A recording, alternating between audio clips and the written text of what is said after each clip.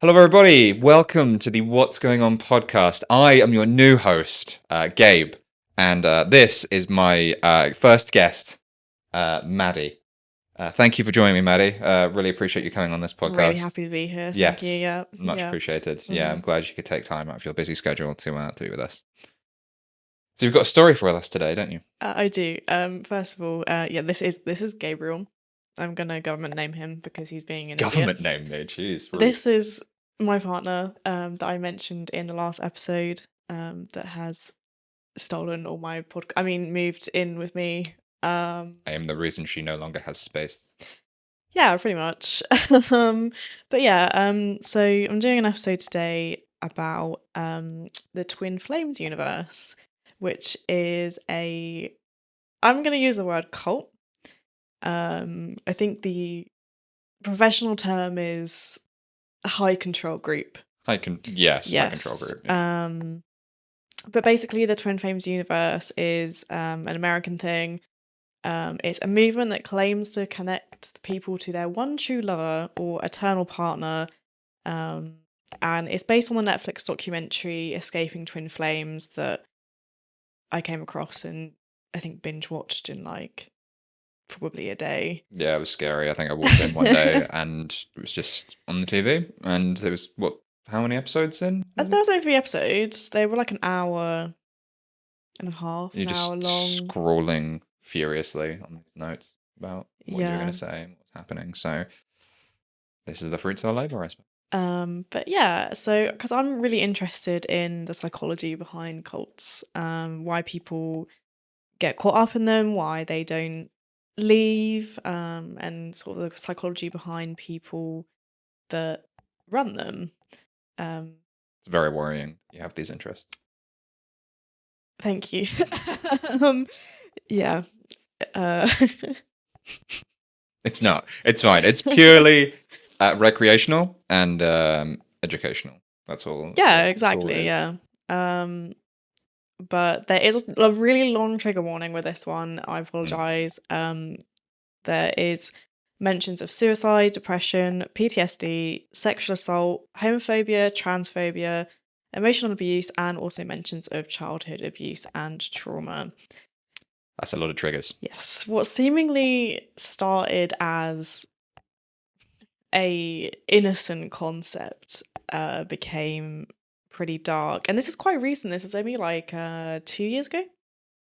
I think that's when this documentary came out, and a lot of the former members are now coming out and sharing their stories and sort of their experiences and how that maybe the TFU is actually something a lot darker.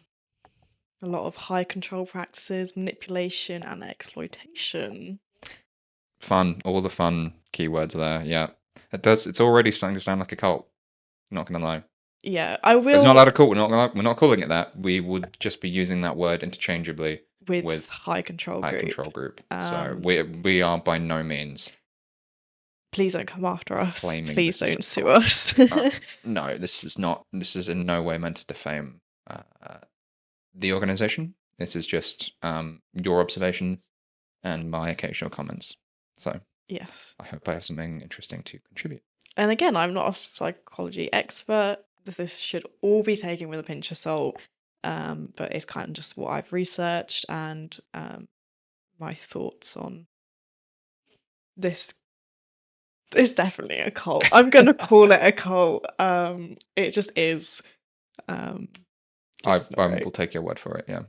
But there was a lot of information, so this is going to be split into 2 episodes. This first one, we're just going to explore core concept of what is Twin Flames universe, what some of their practices are, and then kind of the psychology behind high control groups. And then the second episode will go into sort of the stories of the members that have come forward, Mm.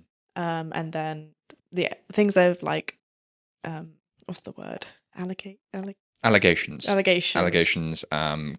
Claims. And then Experiences. TFU's Responses. perfect response to it. It's quite funny, but in like a really horrifying way. Mm. But yeah, so the psychology of cults. Do you want to dive soon? Do you want to introduce your drink? What you're drinking today? Because we did. That's what the podcast originally was. It was Okay, drinking. it was getting drunk and was. talking about things. Are you still drinking? We need a drink for this one. Yeah. You've made me a cocktail. Very basic. This won't probably show up on camera that much. I promise I'm not drinking a glass of milk. It's a snowball, which is lemonade and avocado. It's kind of like an eggnog. Nog. But creamier, I think, and I don't know. They're really good, but you've got a pretentious drink. I don't have a pretentious drink. No, I'm just drinking a delectable mead that we pretentious. that we picked up at the York Christmas market last year. So yes, I'm picking up hints of raspberry and lemon because that's the flavors. Literally what the flavour is. Yeah, this nice. mead. Well done. So yeah, I'll be sipping away. Cool. You're gonna need it because this is fucked. Can I talk about the psychology now? Am I allowed to? Please do. As your guest on this. Please, yeah, please. Episode? My yes. Expert on psychology. So let's not throw that word around. Okay, expert. Student psychology, so we say. Yeah, let's go with that one. Yeah. So fundamental question: what is a cult? What do you think a cult is? To me, in my experience, a cult is generally an organization founded by one or several individuals that then use the sort of tools at their disposal, manipulation, money, charisma, I don't know what it is, but they get people together, they get some sort of kick out of it, I'm not sure, but people generally like to feel the power, they like to get rich from it. I imagine there's probably several different types of cults. Ones that are just dedicated to getting followers and have sort of a more spiritual following. You know, they think they right or wrong, they might be doing the right thing, and others that are just, you know, purely a scam. They're just out to get money. That's my experience of what a cult is. You been in one? No idea. This is all secondhand experience and Netflix documentaries. Yeah. It's not a bad answer, actually. Because I think a lot of people see groups with like unorthodox views and be like, that's a cult. But just because you have like these separate ideas doesn't necessarily make you a cult. A lot of the thing, like one of the main things that kind of separates cults or high control groups from just groups with different views is that they use this thing called undue influence. So this is revolves around the fact that you can't like question the people in charge. Basically, it takes away your informed consent, your choice, your freedom to interact with anyone, and your free will, basically. So my thing about is that I'm fascinated as to why people ever get involved with this. I suppose it's more vulnerable people who are more susceptible to influence. I suppose outside influence is probably the best way of... No one wakes up in the morning and is like, do you know what I should do today? I'm going to join a cult. I should join a cult. Let's do it. Let's join a cult. You know what? I'm just really bored. I have too much money. I'm going to give it to... I've been unemployed for too long. That's my next step. Join a cult. Yeah, cool. Well, you want to... You like the idea of making a cult. Joining. Okay. I said that as a joke. I said that it would be quite fun to run one. It takes a lot of organisation. Yeah. Which you're pretty good at. I am. Thank you. Yeah, but it would be a nice cult. It wouldn't be like a nice cult. Oh yeah, I guess you can't really have a nice cult. I feel like those words are diametrically opposed. But... Yeah, you can't. I'd have a nice group of followers. A do group. A what? A do group. A do what? No. Are you saying? Okay. Just sounds like a nicer. A do group. No, it just sounds like doo-doo. Oh. Potty. Okay. But yeah, it is vulnerable people that get involved mostly. It's who they target. A lot of the time it's people that are going through something, whether that's like a death of a loved one, sudden illness or job loss, like these personal vulnerabilities.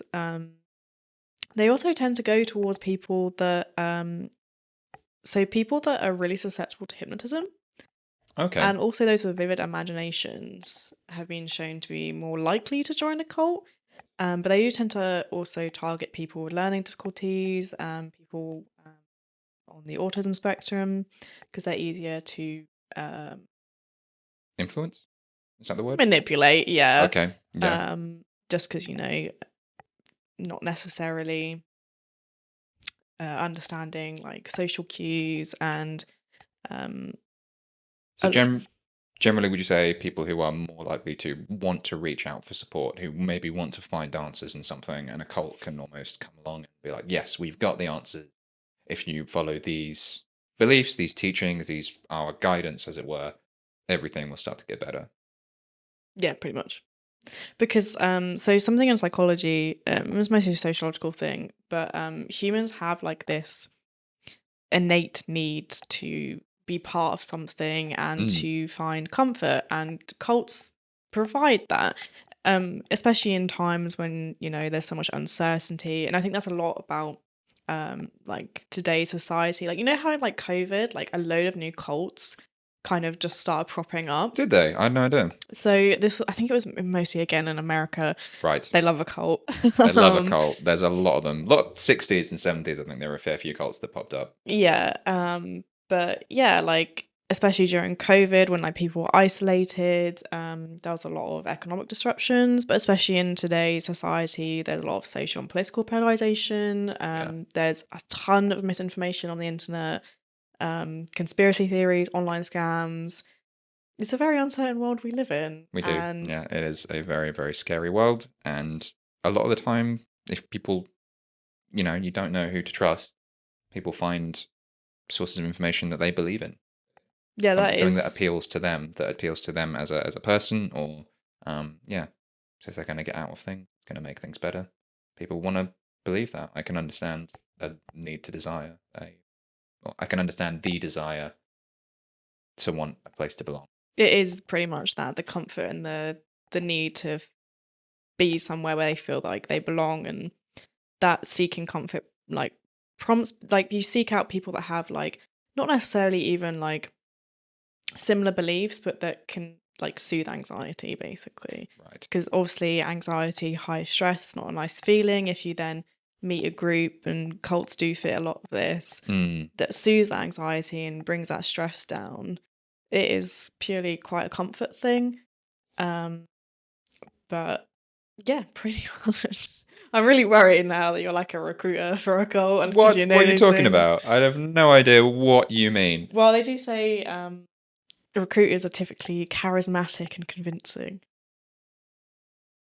So I am clearly neither of those things. Just because I live in your house doesn't mean that I'm either of those things. that's true. That is very true. There you go. Convince me to let you move in. You asked me. Please, Maddie, my parents' house is so cold and you have heating. Do you know what you mean? Yeah, okay. Yeah.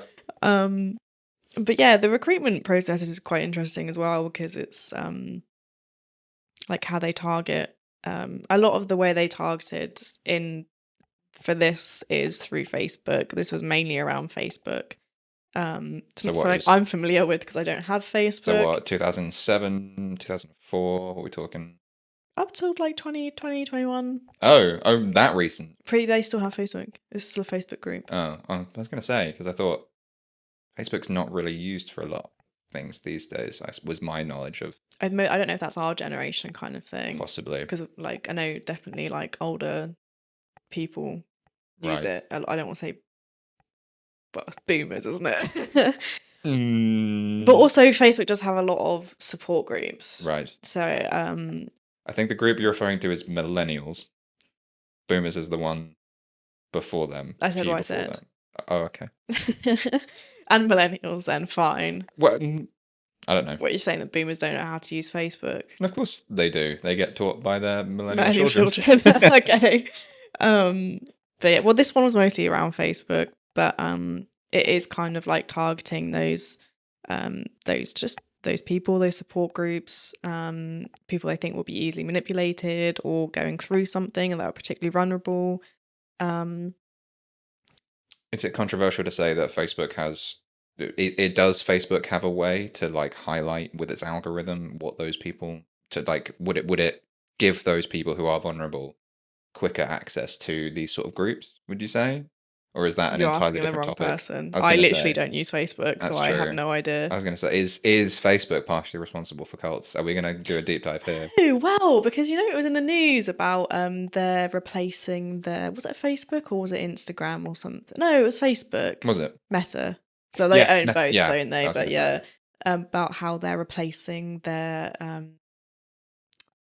like fact checkers, aren't they? Oh, Because they're like all yes. really politically biased because they're like real people. Yeah, And it was contributing to a lot of political polarization on Facebook and yes. Instagram because it was like basically spreading misinformation and not really doing anything about it and being politically biased. So they're replacing it with what Twitter, sorry, X, gotta call it by his porn star name. Right, yeah. It has like community notes, doesn't it? That's kind of Yes. what they're replacing it with, I think. Right, So okay. you could argue that, I reckon, Yeah, so because fact checking on Facebook is shocking, isn't it? Isn't it all like all full of AI images as well? Like yeah, now, I would assume this is why so. I don't use it. Yeah, I use it to communicate. That's pretty much Oh, like just yeah. Messenger. Yeah. So yeah, maybe. But once you get in a cult, kind of hard to get out. So I've Is heard. that personal experience? Yeah, Oh no, yeah, person, I don't know. yeah. Yeah, I was in a cult. No, No. um, it's mostly to do with just the amount of deception and coercion that they end up using to control their members. Mm, Like the goal of a cult is pretty much quite simple. You can narrow down to one thing, which is to replace your authentic identity with a new one that fits in line with what the cult wants. This is usually done through a mix of formal sessions, informal reinforcement by other members, videos, literature, and constant exposure to the group's messaging.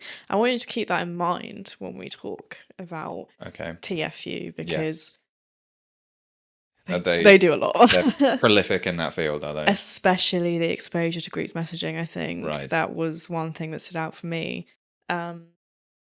But yeah, basically these people will eventually take on these new identities and again, at the start it might feel like good for them, it might feel Mm, better, they have a sense of like purpose, it's relieving anxiety, giving a sense of belonging. Um a community, as it were. yeah. But that new identity obviously comes at the cost of their freedom and self-expression.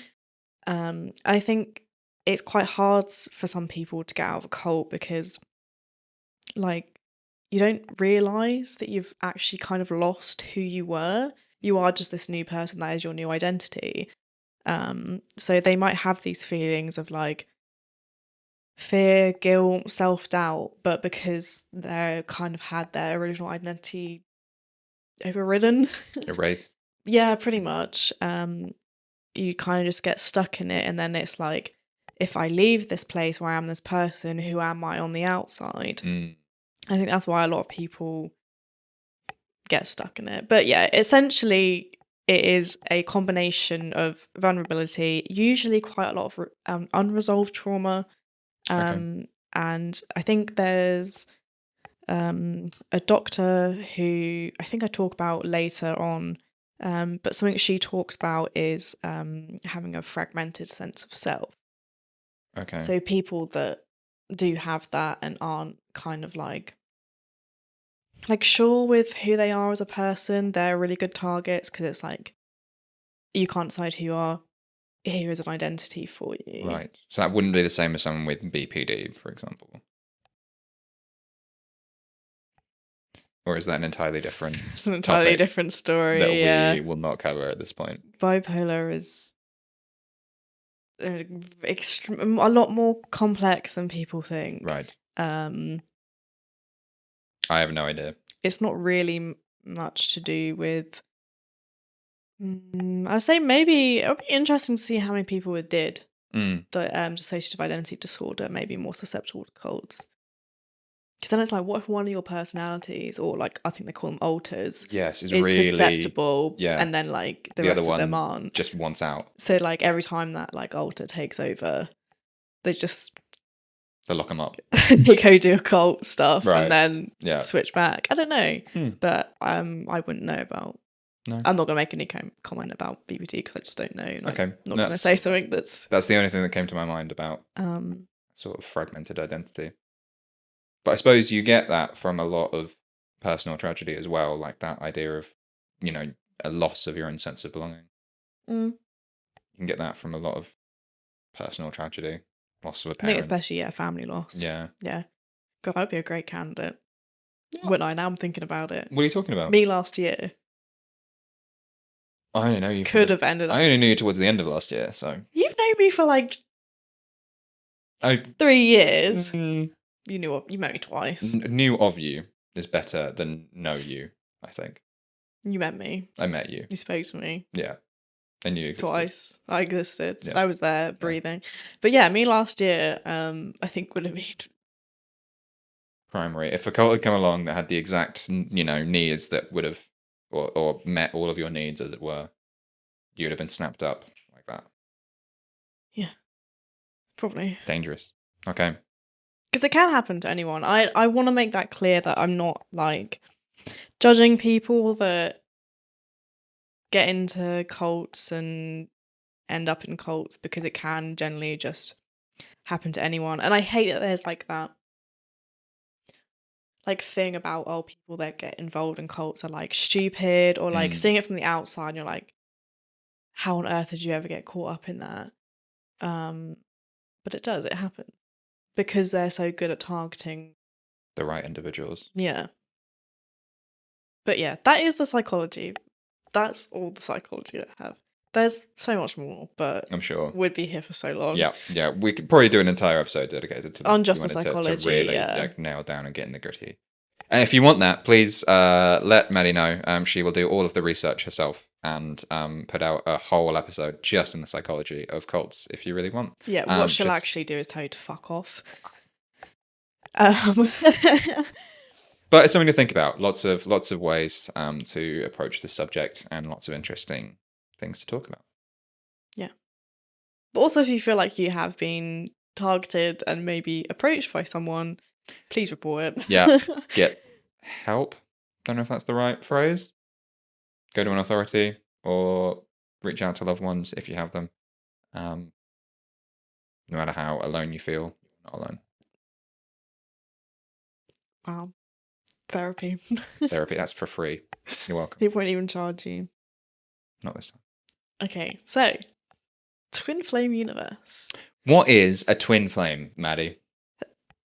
I was going to ask you that question. Oh, no, you probably have a better example, a better understanding on it than I do, because mine is not of a definition. Mine is what it means feel to like me. Everyone that's the thing. Everyone has a different definition. Right. I think the core concept of a twin flame is like a really deep, meaningful, soulful connection.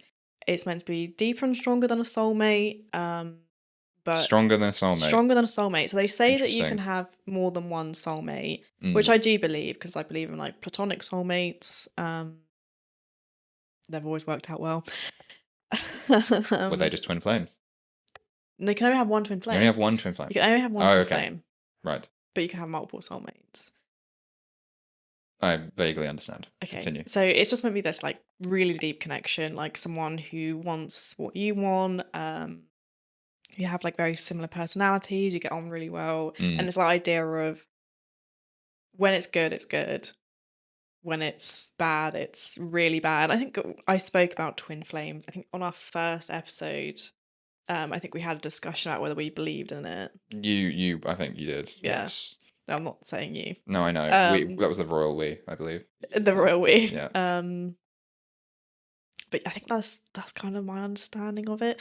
But I think for me, twin flames are that like really intense, chaotic thing that for me, I think you shouldn't end up together.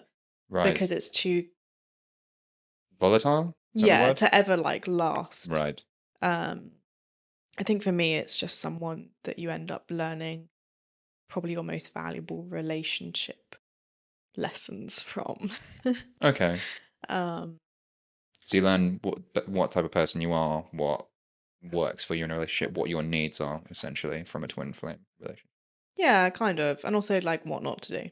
Yeah, that honestly Yeah. is one of the bigger things you need in a relationship potentially, is knowing what doesn't work for you, what behaviors of yours generally need to be corrected, and making adjustments. Yeah.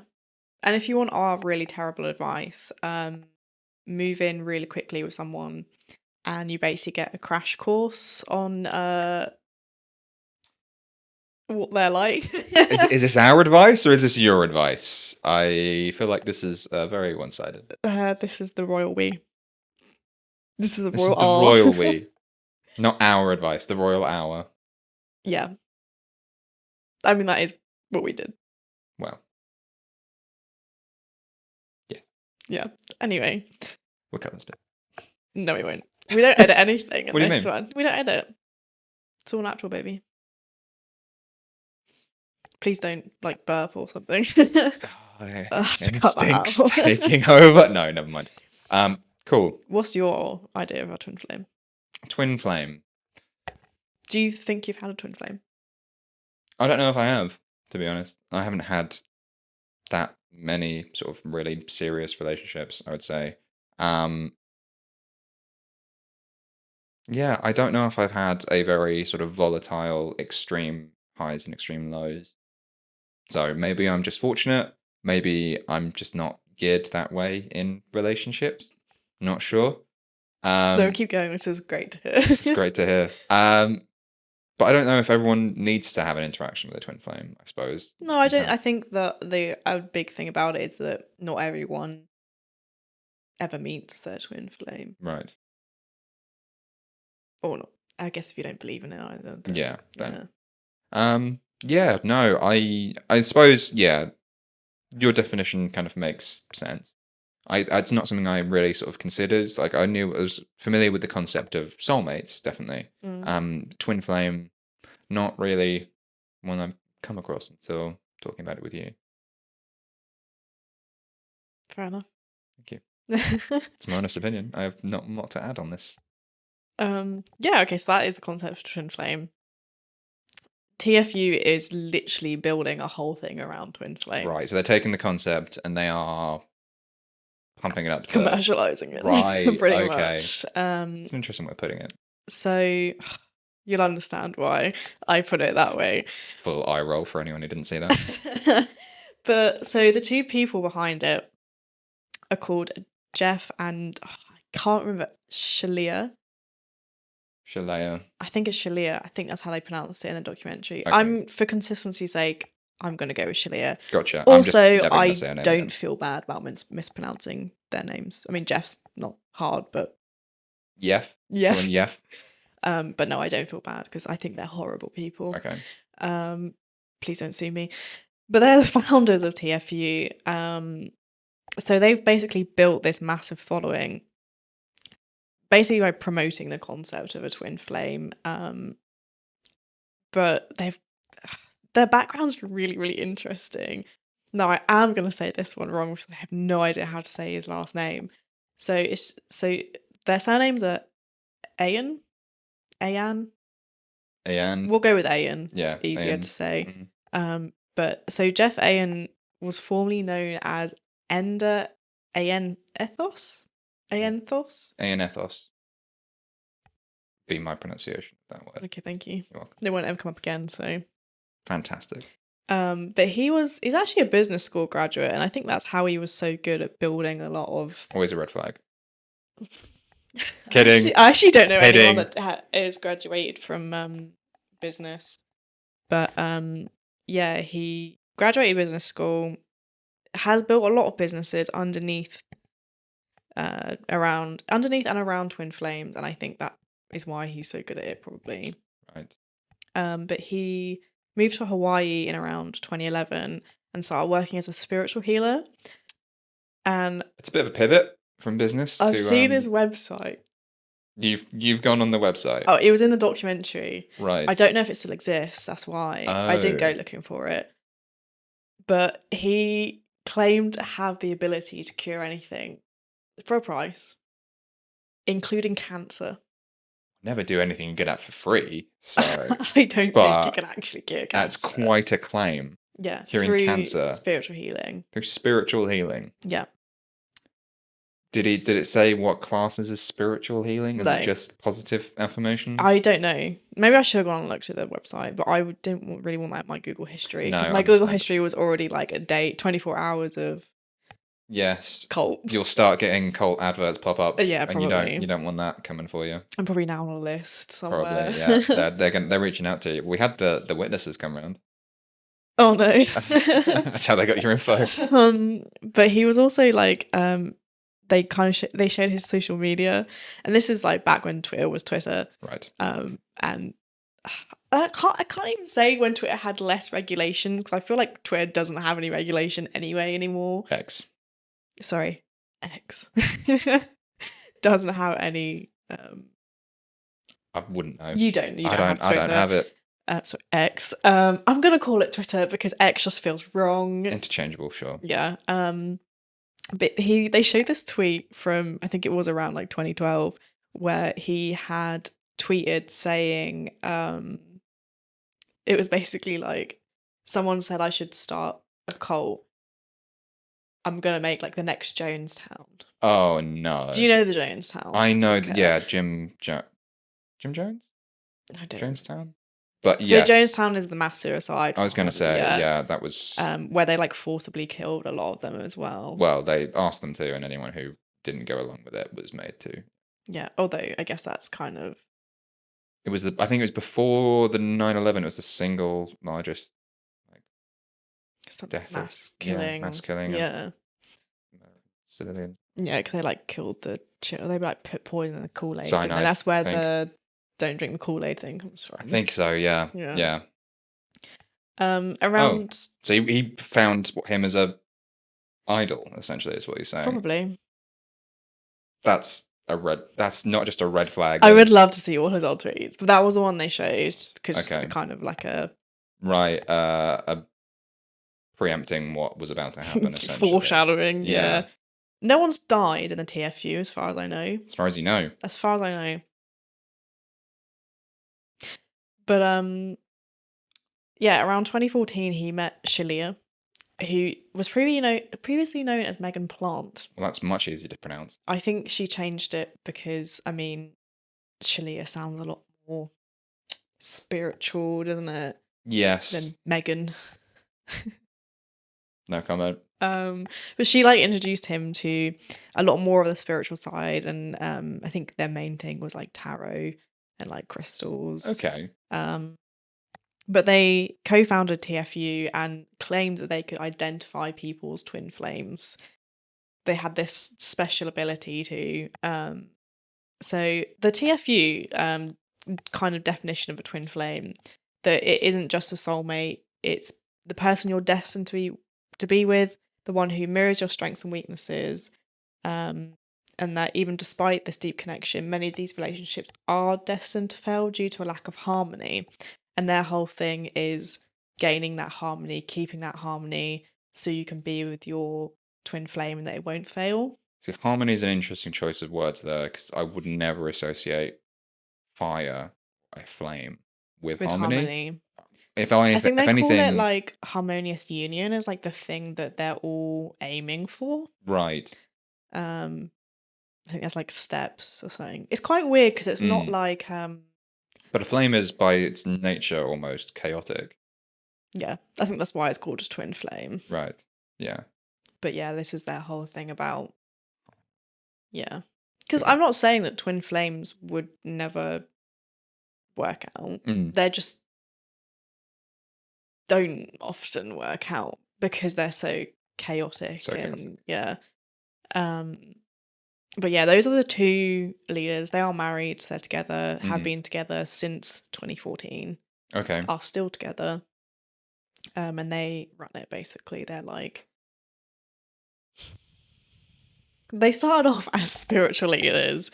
I think they now call themselves like the Divine Mother and the Divine Father or something like that. See, that's already setting alarm bells off. Yeah. That's very, very Yeah. Oh, there's something that you'll love at the end of this. Oh, good. Yeah. This is gonna I'm be not fun. gonna spoil it. Okay, thank you. But it Yeah. is funny. Mhm. You're gonna be like, yeah, okay, Bit much. bit much. hmm Um, but okay, so I'm gonna talk about the core concepts. Of So TFU. TFU. So Right. these are kind of a lot of the practices they use, some of their other businesses.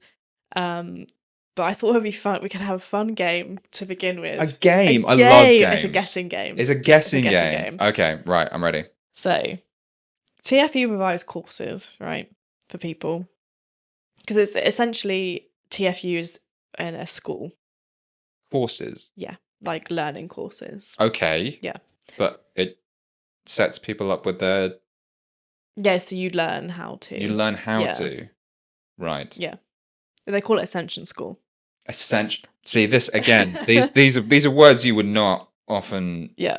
associate. Right. with Without anything. looking. Okay. Can't look. Not looking. Okay, so there's a few packages. I've got 4 packages for you to guess the price of. 4 packages. It's all in dollars because I couldn't be asked to. Convert it. Yeah, especially with current changes and GBP and Yeah. stuff. Yeah. Let's say about that better. Cool. Okay. Not So looking. okay, so the first one is a romance attraction class. So this is 8 individual video lessons, and they're about 18 minutes each about how to become irresistible to your twin flame and magnetize them towards you. How much do you think that is? In dollars. In dollars. Okay. Considering the nature of this is probably to make money more than anything else, it's probably way higher than it should be.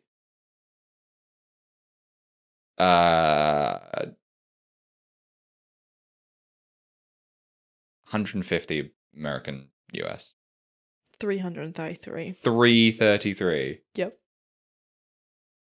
All right, second one. Oh God, I'm way off. Okay. So the second one is Sermons of Life Purpose class. Sermons. Yes. Okay. 49 sermons of over 15 hours of video about how to find your life purpose. $2,000 American. Oh, okay, way over 555. Oh, okay, right. I've gone both ways now. I've gone way under and I've gone way over. Okay, Yeah. all right. That sounds like a good deal now, doesn't it? It does. Yeah. Oh, sign me up. You're signing up. Yeah. Okay, so the Twin Flame Ascension School.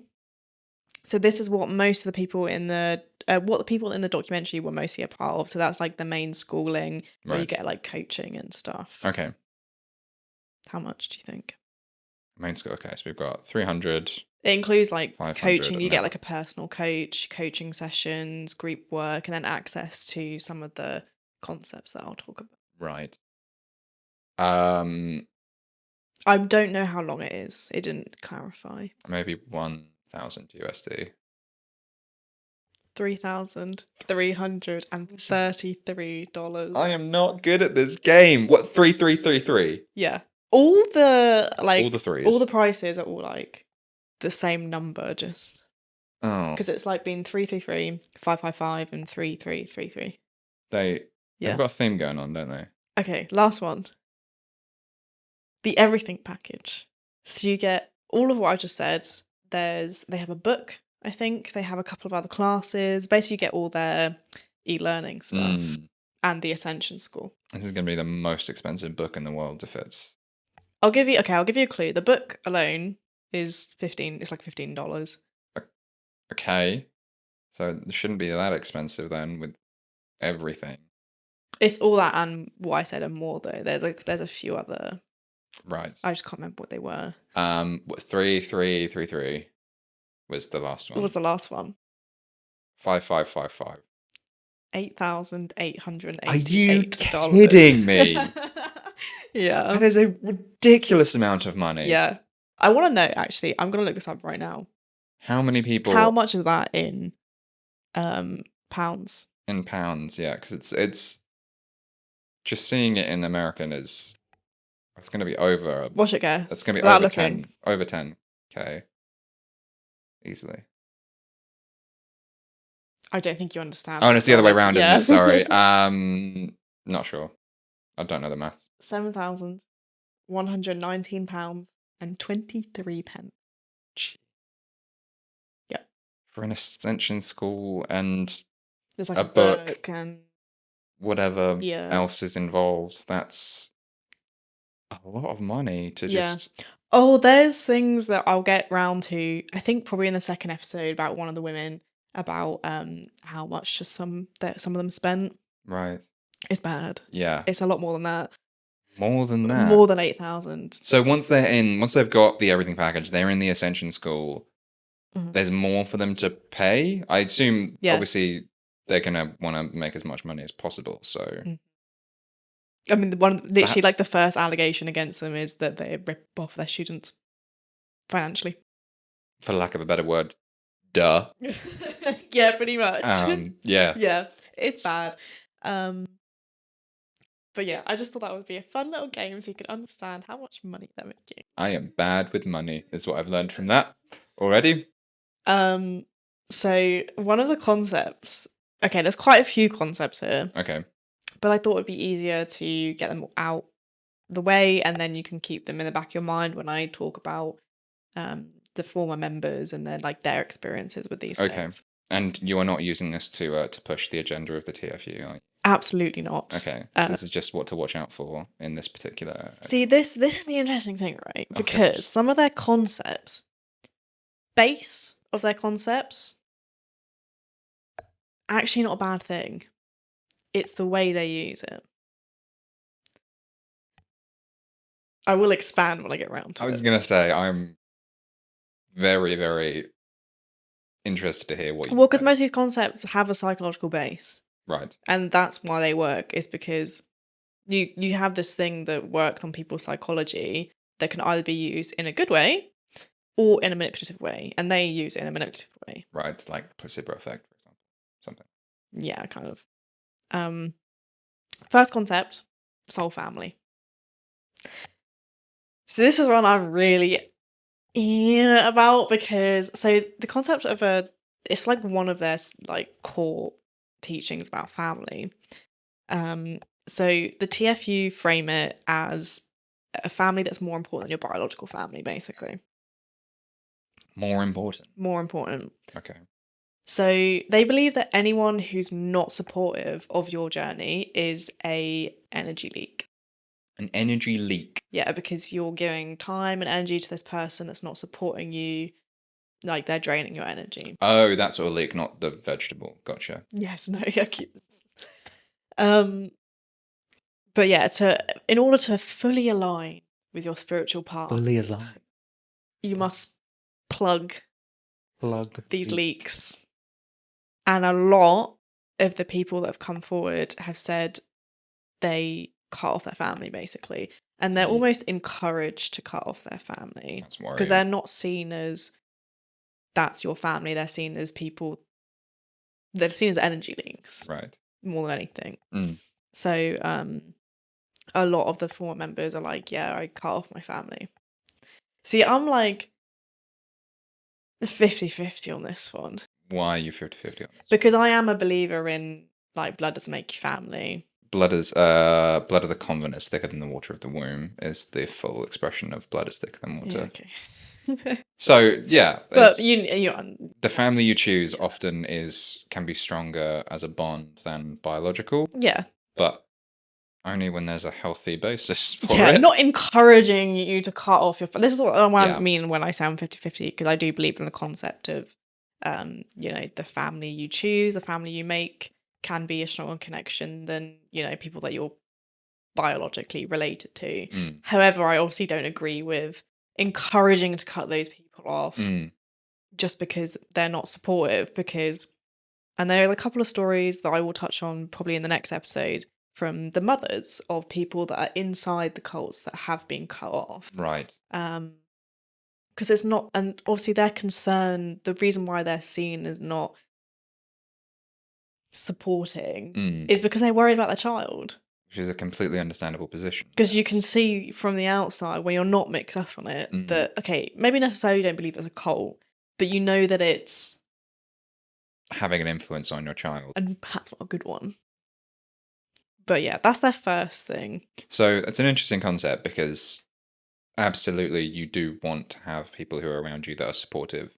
If you are going through a difficult journey, well, whatever that journey is, you want someone there that is able to feel like they are supporting you. And especially for some of these issues that I think get touched on. Yeah, it's fully about comfort again. Yeah. Yeah. It's really hard when you don't have that. And if they are saying, oh, your solution is cut this off, will make you feel better, that sounds like it could be really enticing to people. Yeah, it's kind of, this is the one that is fucked. Oh, I guess so much worse as well. Okay, well, good. We're starting with 50-50. We're now diving straight into this is fucked. Yeah, pretty much. So the biggest thing, the thing that was used throughout, is this thing called a mirror exercise. And this one really pains me as someone with a psychological background because I know how truly damaging it can be. Oh, So essentially, it's an exercise you do, and participants are basically asked to reflect their frustrations like inwardly as an attempt to like heal. that doesn't sound healthy. So it's presented as a tool for self-discovery, but can be emotionally taxing, especially when it reinforces the belief that all struggles are due to your inner blocks. This is what I mean about how some of them have good psychological bases, because a lot, a con, part of the mirror exercise is to sit with your feelings, Mm, which is a therapeutic tool. absolutely, And yeah. it is so important to sit with your feelings and feel them and process them and think about them. To understand your relationship with yourself, how you feel about yourself, how you process certain difficult emotions. Yeah. Yeah. The issue with this one is that it takes that concept and it twists it really bad. So it's like, instead of being like, okay, if I was upset about something to Mm, you, I was like, um, I'm trying to think of something that would annoy me or like really upset me. really upset you. Okay, Gabe didn't give me a kiss before work this morning. Mm, He hates me. how inconsiderate of me. Um, he's rejected me because he hates me. I then inwardly reflect that to myself as Gabe didn't give me a kiss from before work this morning because I'm rejecting myself because I hate myself. What? Yeah, it makes no sense, does it? What? Yeah. That's madness. So it's like he's upset at me, he's angry at me. I'm upset about myself. I am angry at myself. Okay. Yeah. This has already lost me entirely, but let's roll with it. Basically, you just reflect it in whatever you're feeling, reflect it, like personify it towards yourself. Okay. That sounds incredibly destructive. Yeah. Um, so you reflect it towards yourself, and then it's kind of like making it an inner block that you have to get over. You're making more problems for yourself. That's what they suggest. No. Well, okay. Maybe I'm not getting it. Maybe, okay. So one of the women in the documentary said that she actually found this really helpful at the beginning. Okay. Because she already believed that a lot of the things in her life were her own fault anyway. So she Okay. was already reflecting it Mm, within herself.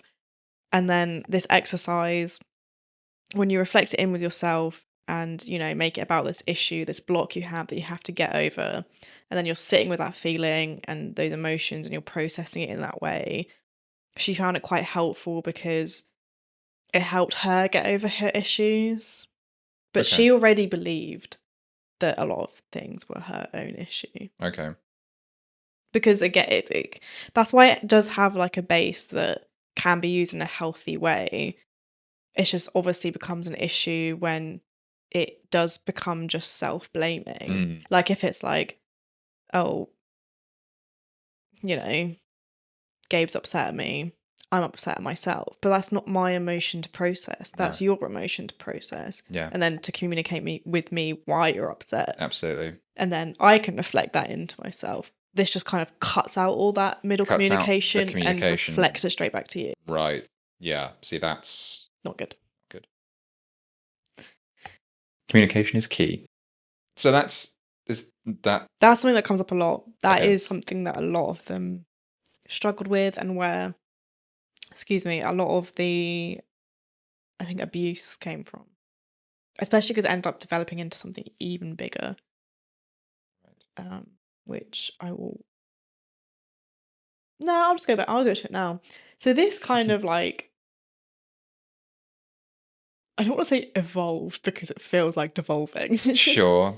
But it evolved into the mind alignment process, or MAP, Map.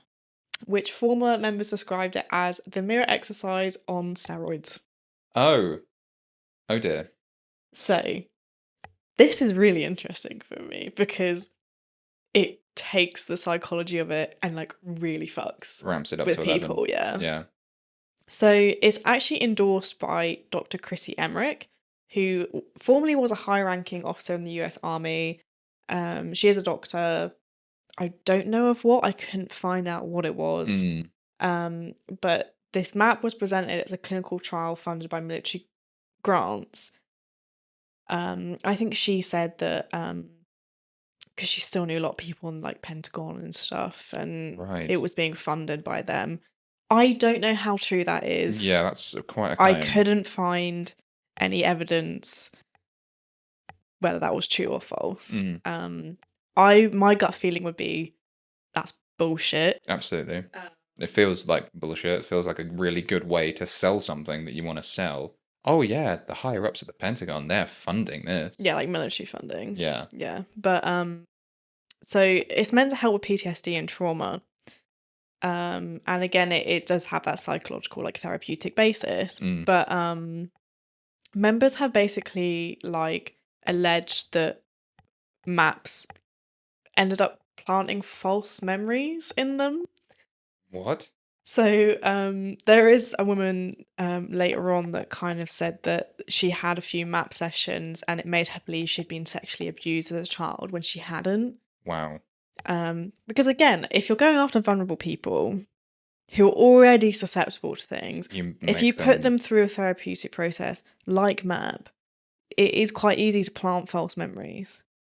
So you make vulnerable people more vulnerable, Yeah. therefore more easily A lot of it was to encourage them to cut off their family, I think, because a lot of people came out and that said that was why they'd cut off their family.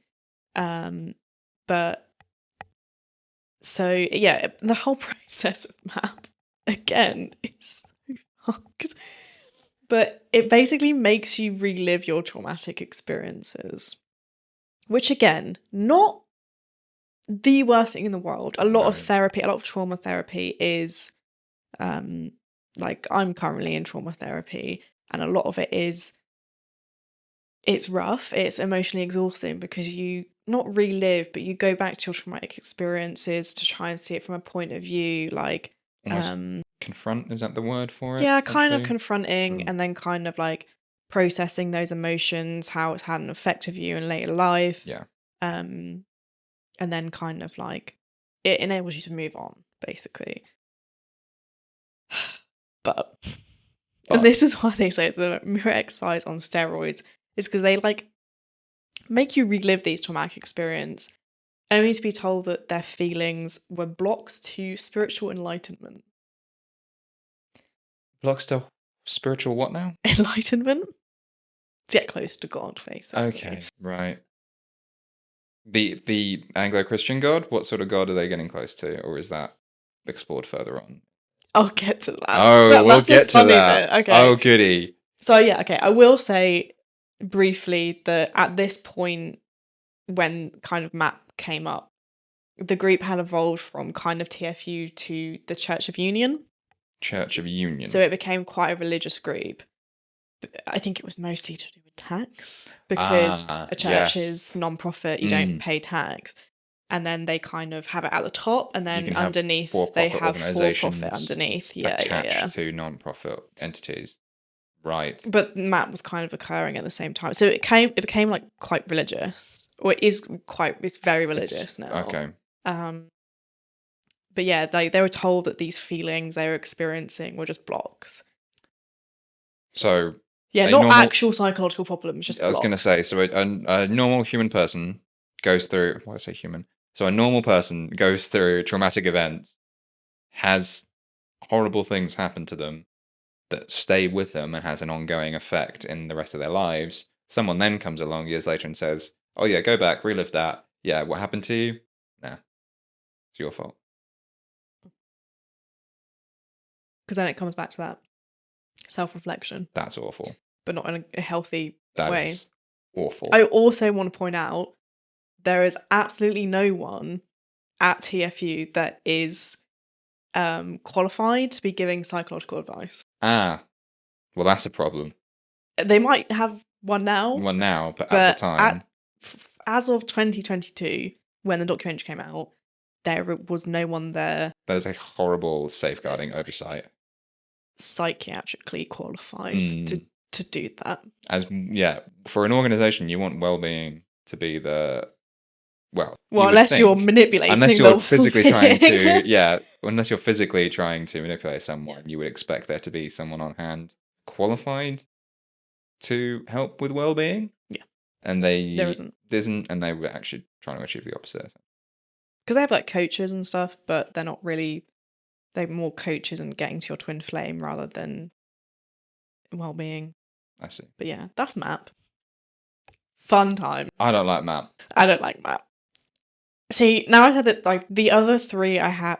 Okay, no, these next two now don't look as bad when you hear about MAP. Okay. Still not great. Still not great. But so it's their life purpose classes, which I think I touched on how much they cost. I think that was the 555 one. But their class is about like finding your life purpose. Because once you find your life purpose, your twin flame will come into your life, and yeah, I don't know. Interesting. Okay. Again, that sounds like they're selling something very particular, and they're selling different avenues to get it. Yeah. But a lot of the former members basically came out and said that these classes basically just recruited people to work for TFU. Right. That was their life purpose. Yeah. And then they would essentially become unpaid or poorly paid labour force to spread teachings and grow the business. Oh, that was something I didn't mention in the bit about Matt. But members stated that this is so bad. God. That they were told to go into trauma groups on Facebook and advertise the MAP services to particularly vulnerable people. Yeah. That's... So, because one of the women was like, yeah, we would find like trauma support groups on Facebook, post into it about MAP and how it can heal you and help you. And these are obviously people with traumatic experience, PTSD, that are looking depression, for something to help them. Yeah. Who are probably going to try lots of different avenues. And probably want to try MAP. Yeah, it's really bad. I forgot to mention that. Recruitment. Oh. Something else they offer, which is another one of their for-profits, is something called Divine Dish. Divine Dish? You'd probably really enjoy this, actually. Apart from the price. Okay. So, okay, I'll get you to guess the price as well. So there's a monthly fee. Mm-hmm. Again, in dollars. All you get is the recipes. Food? Yeah, 25 bucks. Recipes. 100. 100. 100. Roughly 70 to 80 pounds UK. Yeah. For recipes. Yeah. Yeah, you just get the recipes. But you're meant to like follow this, and it was something, I don't know, something spiritual. So they didn't really dive into this one. You just pay money. All they kind of said was that all the recipes were like really carb and red meat heavy. Okay. And like apparently it just like loads of people just gain loads of weight like rapidly, and it caused so many health issues within the community. Okay. I don't know if Divine Dish still exists. I have to look it up. I really want it to still exist. This is ongoing research, clearly. Does Divine Dish still exist? Oh my god, it still exists. Food for... I'm sorry, the caption on the website, for those who haven't seen this, was food for God consciousness. To be fair, looking at this, I guess obviously this is just their main page. Sure. It doesn't look... Oh, it's now $129. Oh, it's gone up. Inflation hits everyone, not just us. It hits... Oh, you get access to the Facebook forum. Oh, there you go. That's the extra $30 helping you out there. Like, looking at this, it doesn't look too bad. She's clicked on the free sample pack. Oh no, I know, this was really carb heavy. Okay, so for example, Monday. Yep. Breakfast is a bagel breakfast sandwich. So I can't see what's in it, but I'd imagine that's like egg, bacon. Possibly. Lunch is a Philly cheesesteak, Delicious. and dinner is roasted garlic spaghetti squash. That's a lot of carbs. That's a lot of carbs. Mm. Oh my god, Thursdays. Yeah. Breakfast. Chorizo potato breakfast wrap. That does sound good. Oh, But that's potato within a wrap. That's carb on carb. that's carb on carb in one meal. Then a Frontega chicken panini for lunch. Again, that's more That's panini more carb. carbs. Yep. And then dinner is beef bulgogi. I don't know what that is. No. Oh, it's basically oh my god. That's quite this one's actually not too bad. It's basically just meat on meat with kimchi. Meat on meat with kimchi. It's beef, crab rangoon, and bulgogi is Something. oh, it's rice mixed with kimchi. Oh, so that is carbs as well. That's more carb. Look at that. So many carbs. Jesus. Mm. Yeah. Anyway, So it's more expensive. it is I still think ongoing. It looks relatively healthier than it did when they showed it in the documentary. Documentary's how many years old? 2 years. 2 years old. But Okay. it still doesn't look great. No. But yeah, so divine dish Divine dish. is that. Okay.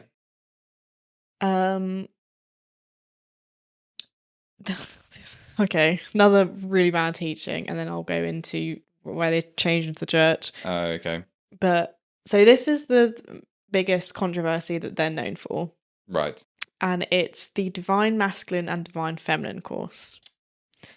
So this promotes rigid gender roles and encourages followers into labels that are dictated by Jeff and Shalia. Okay. And these labels are seen as the divine truth, and you can either be 100% female or 100% male. There's no in between. Well, that's clearly bullshit. Yeah. I hope It gets everyone hears so much that worse. and knows that's bullshit immediately, because that's two people are coming together and saying you're either with no scientific or actual, formal fact backing, saying you're either all man or all woman or Oh masculine. my feminine. god. I just thought, What? I bet Trump would love to endorse TFU. Just a thought. Let's No? not get into that. Let's not get into that. That's politics. also dating this podcast very heavily. Anyway, So that's the last teaching. This is the thing that I thought you'd find really funny. this is horrible. So when they evolved into the Church of Union, Shalia claimed that God had come to her and spoken to her and said that the images of Jesus that you actually see are images of Jeff. And Jeff then looked at photos of Jesus and saw himself. Is Jeff a white man with long hair and a beard? By any Yes, chance? I will post a picture of the picture that they used and that he used as his reference, let's Right. say. And Okay. he's just a white man with a beard and It's long just- hair. A lot of followers left at that point because they were Yeah. like, "That's a bit much." It's a bit much. Jesus wasn't white. Yeah, also that. If Jesus was born white, that would have been the fucking miracle. It was in the Middle East, for God's sake. Well, That would have been more talked about. but they basically told their followers that if they didn't believe this, that it was simply a block that they needed to overcome in order to become closer to God. Oh, okay. So But- what they've done is they've built in their own way of being like, oh, if you think this is wrong, it's against you. This is our teachings. Our teaching can help this. It's a really wild turnaround when you think this Mm. started as twin flames. Yeah. And now None, This is the second pretty much coming. nothing I've said so far about twin flame. no, it's the second. So now it's the second coming of Christ. Well, Jeff, this is the funny bit. A right? businessman. So funnier than just a white guy with long hair and a beard saying that he's Jesus. Yeah. One of the members that had left that was in the documentary was Jewish. Oh, fantastic. And she said her running joke was, they haven't had their first coming of Christ, Of so she course wasn't not. really interested in a second one. Yeah. But yeah, so this basically is when TFU transformed into non-profit, and then Mm, all the for-profits, including TFU, was under Church of Union. right. Um, Literally led by a Christ figure. I think he generally says he's like the second coming of Christ or something. Yeah, that's Well, if he can cure cancer through spiritual if healing. you know what I feel like If I if he saw could it, I'd believe it. well if he could cure cancer, he'd have done it by now. He would have made so much money, yeah. Yeah, he wouldn't need this organization. He would have cured lots of people, got a big name for himself. The world would be united Do you because not oh look, think Jesus is that here again. maybe, oh, this is a bit conspiracy theory, but There we go. if he could cure cancer, Oh, Big Pharma would kill him. they'd shoot him. Yeah, Immediately. immediately. They'd shoot him. But then they'd anger God, and then there'd be thunderstorms and hurricanes and plagues. Right? That would be funny, wouldn't it? That would clean America up. Ooh. Whoa. Anyway, Kidding. so I'm going to finish off. We are towards the end. I'm just going to introduce some of the members, start off their stories, and then in the next episode we'll deep dive into the really awful Into the things. actual Yeah. details. Cool. So the So main these are real life people. These are people in the documentary. yes, these are real people. Okay. They're the former members that have come forward, Mm. and I think they're currently all, or like most of them, are Working. building a case against Yeah. the TFU. So the first person we're introduced to is Paula, and she has a twin sister called Stephanie, who is currently still within TFU. Mm. And it kind of just like slaps you right in the face, like straight away, with like how bad the cutting off the family bit is. Mm. So Stephanie like had met someone and had these really intense feelings that she didn't know what to do with. I had like basically Googled, I've just met someone and had intense feelings for them, and that's how TFU popped up. Oh dear. She joined, quickly became involved, and she wrote a letter to her family. And I have some of the quotes that they showed in the documentary. So she wrote, and this is just some of it. The letter was quite long, but this is all they showed. It was, I've put a lot of thoughts into my next steps, what I value deeply, who I am, and what I need. It's no longer compassionate for us to pretend we live in the same world anymore. I'm choosing complete alignment with God and releasing all relationships with people not willing to do the same. This will be my last correspondence to any of you. That's heartbreaking. She then blocked all her family on social media, and they haven't seen her since. And that was in, I think, like 2018, 2019. That's not Paula. That's Paula's sister. Stephanie is the one inside TFU. Yeah. Yes. That is really upsetting. So that's Paula. We also have Keely, who I want to say was like the main person, I think, because she was really deeply involved, and she was also one of the So the main subject of not the documentary. starting members. The main subject of the documentary, would you say? No, not really, because I would No. have said there was quite a few women, all women, not making a comment about that there was men. It was predominantly females, which is where the really messed up divine masculine feminine comes in later, but Okay. it was predominantly female, and all the members that had come forward and are now fighting against it are female. I see.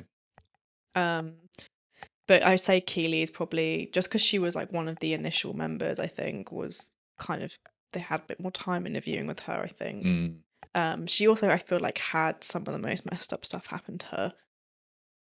Her and Elle, who I will also introduce, but so she had this failed relationship with this guy called Colby, and all these feelings that like came up afterwards is why she ended up joining TFU again, so he can comfort. And the TFU basically told her that like Colby was her twin flame and she needed to be with him no matter what the cost. Okay. She contacted him and kind of told him about TFU and like what it'd done for her, and I think he like watched a few of the stuff and was like, felt like he'd had a spiritual experience and wanted to join. Sure.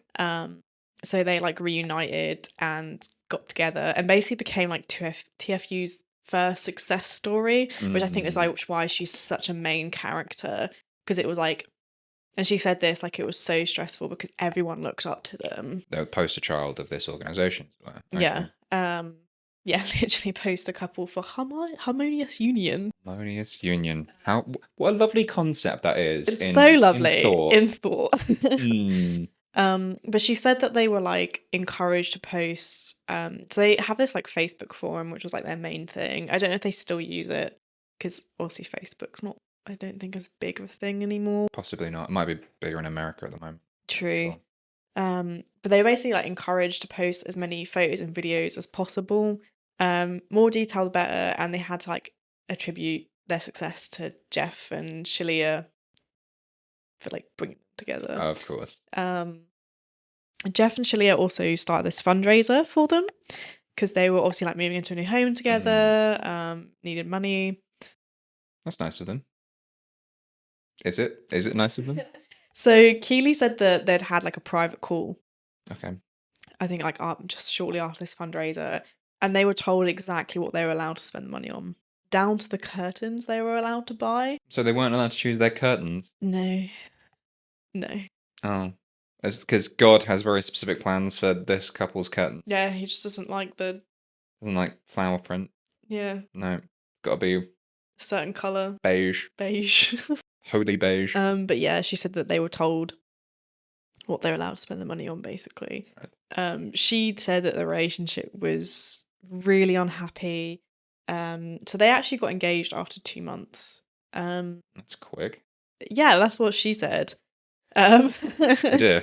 she was like, it was so soon, but there was like all this pressure because they were literally like, They wanted TFU would encourage them to be seen as this happy couple. So in order to really finalize that, getting married is sort of the last step for them. yeah, They would then have that as like, yep, this is our fully formed relationship that came about because of us. Look, they're happily married. Look, this same thing can happen to you. Essentially, trying to sell that. yeah. Right. But yeah, she said she was just miserable because this is the start of the really messed up stuff. But one of the teachings in TFU is that sex is an ultimate ascension tool, and that sex, your twin flame, is meant to be like the most amazing, like great sex you'll ever had or having, and you should be having it. Oh no, they said that men need to have sex every day, and that if your man wants sex with you, you need to satisfy him.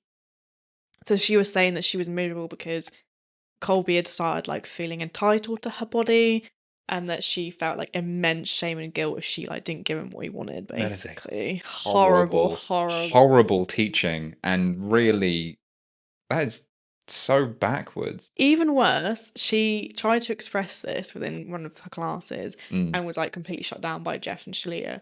Said that she was like taking everything for granted and she was being selfish. And So these people are telling her how she can have a relationship, what to do in a relationship, how to act, and especially when it comes to sex with her partner. Basically, give him everything he wants. yeah. Oh, it was so messed up, right? So they've got their hands on a load of recordings of the meetings. Oh, in the documentary. Yeah. And one of them was when Keely was talking about this and they were talking about sex as an ascension tool. And Jeff was literally like, or I was in the mood the other day and I pushed her Chilia onto the bed and she was like, and he was talking about how, that women actually want it, and he was usually was going, oh no, I don't want to. And he was like taking it as like a playful way, and it just felt, I felt violated through the Yeah. screen. That's really just hearing about it makes me feel uncomfortable. It's made me feel so ill when I was watching it, but yeah. I mean, I spot the side of that is that some people do have that kink, as it were. I guess. What, like CNC?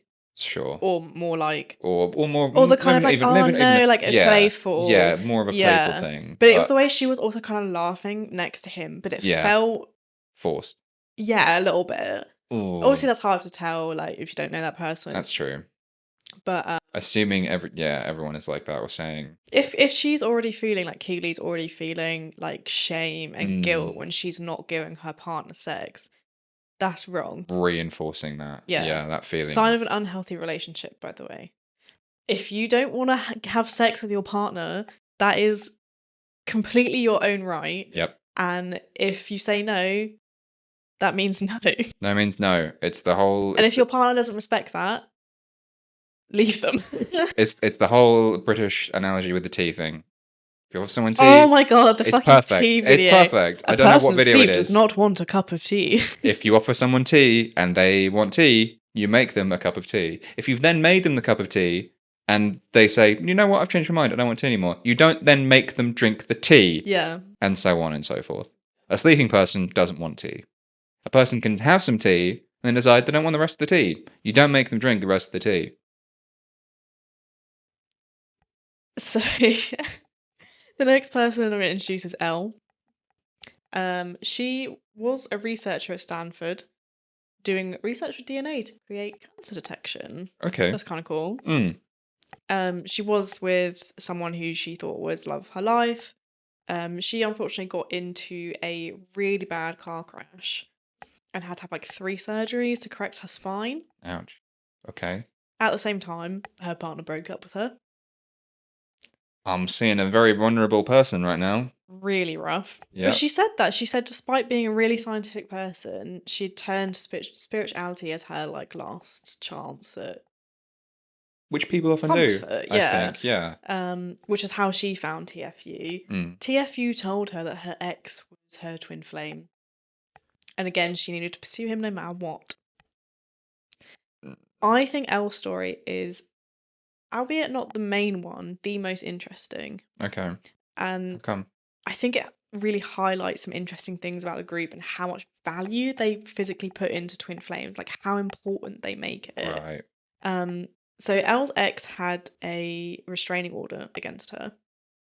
She had said that when she had tried to confront him, because apparently he was like really hot and cold and obviously broke up with her, like how she felt out of nowhere. Mm. She tried to like confront him about it and he got like really upset and called the cops on her and got a restraining order against her. Sure. TFU knew about this restraining order. She said they essentially told her that restraining orders weren't real. They were illusions and blocks they had to overcome. No. A restraining order is illegal. It's a legal document that means do not go near this person. They are real. You should obey them. Apparently quite a few of the members had restraining orders against them and were told to basically ignore. That's... Yeah, because she also said that so she was basically encouraged to believe she was in a relationship with him and that if he put up a boundary, like a restraining order, that boundary wasn't real. And she was also encouraged to call and text him all the time. And her ex was reporting all of this to the police when she did it, obviously. Yeah. A boundary's a boundary. You don't push it. You don't tell them it's not real. That's horrible. She said that, so for her 30th birthday, she went out clubbing with her friends and she bumped into her ex. And he thought she had followed him there. So he called the cops, got her arrested. And that's how like that episode ends, is that, and I feel for her so much because she was just like, she said she was just laying there in the jail cell doing the mirror exercise to herself, like all alone. Oh, God. And she felt so isolated. She didn't know who's call because the only 2 numbers she knew was her ex's and her mum's, who she'd already cut off because of TFU's teachings. So she was like, she was just laying there in the jail cell. She did go to prison for a while. Sure. Wow, she broke the law. Yeah. It was heartbreaking to watch, but yeah. But that sort of shows the power of the influence of that cult, I suppose. Not cult. But the influence of TFU. Group. Influence of TFU, we'll say its name. They were able to really make this woman believe that despite the fact that the relationship was over, it was worth pursuing to an extent that this man, who clearly then felt incredibly uncomfortable. That is like one of the main things, is that they're told to pursue just like no matter how fucked up it is. Yeah, it's bad. Yeah, that's really upsetting for both parties. That could be incredibly upsetting, but also then drives them further into the well of TFU because, again, if they're cut off, they've only got one avenue for answers, which is this new organization that's supposed to be helping them. Yeah. This is devious. This is horrible. Yeah. Okay, so the last person I'm going to introduce is a woman called Marley. Marley is Keeley's sister. Okay. So when Keeley first started, TFU brought her a lot of comfort. She felt good about it, and she wanted her sister to feel that, so she introduced Marley to TFU. Marley is the youngest, or was the youngest member of TFU. She was straight out of high school, so US, that's 18. Oh, American high school. Yeah. Yeah. So she was 18, and she said she felt drawn to TFU because of the self-improvement teachings. Okay. Because she wanted to better herself, basically. Which is absolutely admirable. If Yeah, people it's want to not do a better. bad thing. No, of course. So definitely I believe that they can call in a twin flame. So they'll have a session, and they'll I don't know who they're calling to, but they'll call to the universe for bring Marley's twin flame into her life. And then they asked her in a public session, it was everyone was there, and they were like, has anyone come into your life? And she was like, oh yeah, this guy has started messaging me after that session. And they Right. were like, that's your twin flame. Now, Oh dear. Marley didn't like this person. This guy she said he was quite creepy. Yeah, not ideal for a partner. I don't blame her, because this guy had a criminal record. Yeah, dodgy. I think he was arrested. He couldn't leave his state, I think, when they first got together. Okay, yeah. Remember how old she is? Oh, yeah, 18. Yeah, she's 18. This guy, his name was, I believe, was Joshua, was 11 years older than her. Oh, Yeah, that and TFU told her that's your twin flame. that's your twin flame. That's your twin flame. Was he in that state? Or was it a different state that he was living in? He was in a different state. Okay, so I think after that, they were encouraged to connect. yeah, and that he moved in with her and stuff. So Again, 11 years older. 11 years So that older makes him 29? at the time. Yeah, 29, 30. Yeah. Yeah. Grim. You can have age differences in relationships. Not if they still have teen in their yeah. age. I mean, admittedly, that is if they still have teen in their age, rough. leave off. Leave Just off. stop. There you go. Yeah. Just halt, turn Halt. around, walk away. Find someone your age. Yeah. That's very strange, though. So, just because coincidentally, Yeah, she didn't even like him. obviously, I think there was nowhere not one point in that documentary that she was like, I liked him. Mm. She literally said that she had to keep saying she loved this person when she didn't. that's But that's just their control. That shows you how bad their control is. They're manipulating relationships, they're overriding personal boundaries, they're pressuring their followers to go along this prescribed path no matter how they feel about it. yeah, and they're doing it. They are Yeah, successfully. very And they're making a lot of successfully. money out of it too. Clearly, Yeah. that's worrying. That's, I mean, you have to at some level, you have to take a step back and be like, well, they've done something very right here. What they're doing is wrong. They're doing it very well. If they are actually getting people together, that would be one thing. That's fine. But the fact that there are so many cases of these relationships that aren't working out, you cannot assume that there is this divine calling I always think that these are just the few people that have spoken out. There's probably plenty of people that are feeling honestly too ashamed to say anything. Mm. And I get it. It's not, again, I'm not judging these people at all, because, once you get into these things, they can be Incredibly hard to get out. Yeah. Yeah. Their system seems like it's they've got ways of keeping you there, because their teachings are essentially, if this feels wrong or if this is hard, that's your fault. You need to overcome this. We can help you overcome this, but you have to pay us more money or stay in this group, do these things for us. this is how they get people to stick around. Yeah. Or they do things like MAP, where it's like, hey, you're psychologically vulnerable, let's make you more so. Because then you feel more of a need to Have this community.